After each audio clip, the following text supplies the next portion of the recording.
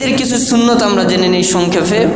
1 নম্বর সুন্নত, ঈদের দিন যে কোনো ঈদই হোক, ঈদুল আজহা হোক, ঈদুল আজহা হোক অথবা ঈদুল ফিতর হোক, যে কোনো ঈদই হোক না কেন, প্রত্যেকটা ঈদে সর্বপ্রথম ফজরের নামাজ আদায় করা। ফজরের নামাজ আদায় করা এটা প্রত্যেকটা মুসলমানের উপরে ফরজ, কিন্তু ঈদের দিন ফরজও আছে, এরপরে আদায় করা আবার সুন্নত, রসুলের সুন্নত আদায় হবে, এটা সুন্নতের কাতারেও পড়ে, কিন্তু ফরজ আপনার আলাদাভাবে আদায় হয়ে যাবে।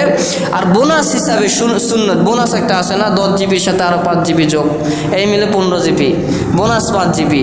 তো এরকম আপনার কিছু সোয়াব এক্সট্রাভাবে বোনাস হিসাবে আপনাকে যোগ করা হবে যদি কেউ ঈদের দিন ফজরের নামাজ জামাতে আদায় করে।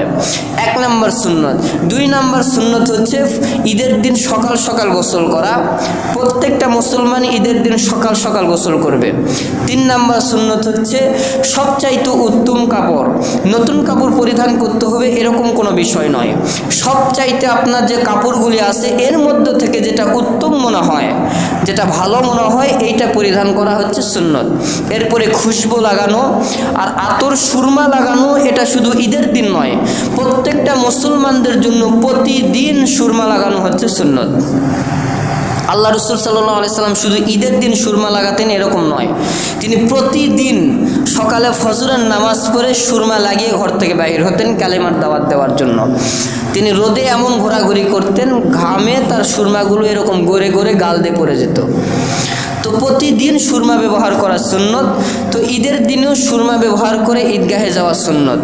ঈদগাহে যাওয়ার আগে সর্বপ্রথম ঈদুল ফিতরে মিষ্টি মুখ করে যাওয়া সুন্নত, খেজুর অথবা খুরমা। খেজুর খাওয়া সবচাইতে উত্তম, হাদিসের ভিতরে এসেছে খেজুরের কথা। যদি খেজুর না থাকে তাহলে যে কোনো মিষ্টি জাতীয় জিনিস খেয়ে তারপরে ঈদগাহের ময়দানে যাওয়া।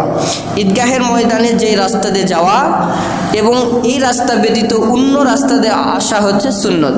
যদি আপনার ঈদগাহে যাওয়ার 2-3টা রাস্তা থাকে তাহলে এক রাস্তা দিয়ে যাবেন, আর আসার সময় ওই রাস্তা দিয়ে না এসে ভিন্ন আর একটা রাস্তা দিয়ে আসবেন। আর যদি এরকম কোনো ঈদগাহ ময়দান হয় যে একটাই রাস্তা, 2টা কোনো রাস্তা নেই, তাহলে সেই ক্ষেত্রে আপনি একটা রাস্তার এই সাইড দিয়ে দেন সাইড দিয়ে যাবেন, আসার সময় বাম সাইড দিয়ে আসবেন, যদি একটা রাস্তা হয়। আর যদি 2-3টা রাস্তা থাকে তাহলে অন্য ভিন্ন রাস্তা দিয়ে আসবেন।